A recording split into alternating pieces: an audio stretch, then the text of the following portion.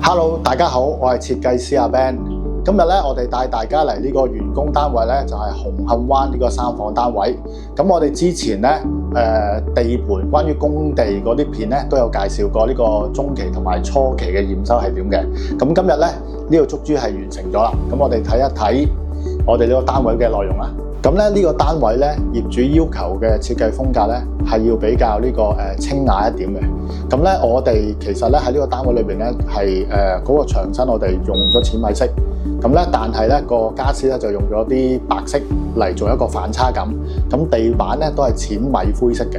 咁咧成間屋嗰個你見佢嗰個空間感咧，你會係好柔和、好舒服嘅。咁另外咧，業主另外有個要求咧，因為佢有2個嗰個年幼嘅小朋友啊，咁佢嗰個小朋友個空間都要多。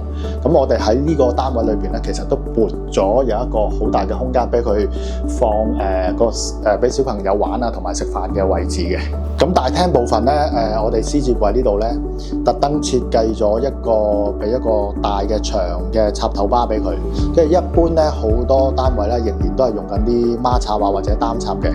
咁呢個長巴有咩好處咧？就係你見到佢可以放好多唔同嘅插頭，有幾多個都得嘅。咁另外咧，佢可以係隨時甩出嚟，又插翻入去，咁咧令你咧方便好多。你想插啲咩都得嘅，因為咧呢個單位比較特別，有小朋友嘅關係咧，佢會有好多嘅電器。咁去到飯台呢個部分啦，咁咧業主咧本身平時屋企咧都係一家4口同埋個工人食飯嘅，但係有時候咧佢都會有啲朋友會嚟嘅。咁咧而家我哋通常喺個飯台部分咧都唔會淨係一張飯台啦，通常都會揀啲活動飯台咧係可以擴大同縮細嘅。咁咧就進可攻退可守咧，咁你就啲空間會實用好多啦。咁我哋廚房部分咧都會用呢個半開放式廚房。咁咧我哋會用咗一個 L 字型嘅櫥櫃嘅。